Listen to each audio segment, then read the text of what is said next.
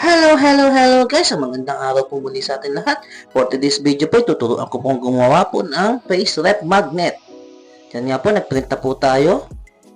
At sa print po natin na sticker po na yan, obligado po yan, lalagyan po natin yan ng cold laminating film. At ang gamit nga po natin laminating film dyan ay ito pong glitterized na laminating film. By Kwak po iyan, para medyo manipis lang po siya. Mas mainam po kasi manipis para hindi po siya agad-agad nababakbak. Ayan guys, makita po ninyo kung paano po ang diskarte po ng paglalagay po ng laminating film.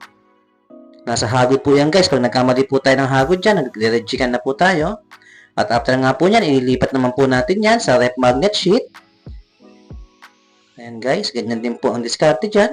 Ang rep magnet sheet nga pala guys, baliktaran po yan ha. Take note po, baka mamali po tayo ng lagay. Testingin po muna natin siya kung saan po yung side dumidikit. Pero pangkaraniwan po, ang dumidikit naman po ay yung pong glossy po na side. At ayan nga po, nadikit na po natin siya. At dito nga po sa face rep magnet, mano-mano po ang ating cutting po dyan. Hindi po siya pwedeng gamitan po ng... Sa bagay, yun naman pong isa mano-mano din naman po, pero ito po ay mas mano-mano.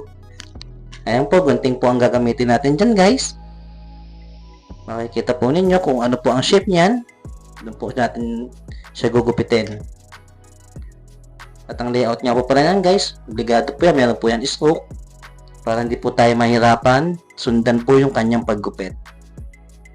Ayan guys, makita po ninyo, ang gunting po natin gamit dyan ay gunting po na medyo makapal. Hindi rin po pwede yung manipis dyan at hindi po kakayanin ng ating rep magnet sheet. Medyo may katigasan po kasi yan guys.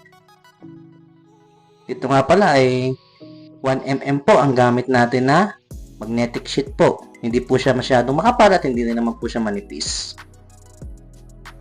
Ayan po. Dahan-dahan lang po tayo sa paggupit. Baka madali po nga dali. At ayan nga guys, nagupit na nga po natin. At yan nga po ay dumikit po siya sa gunting. Ito naman po ay papakita po natin kung paano po siya ipapackage.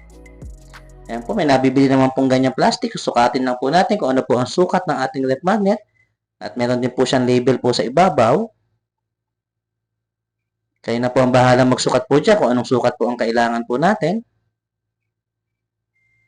At ayan nga guys, tapos na ang ating rep magnet. Maraming salamat po, Sir Mon Musingi TV po. Thank you guys for watching.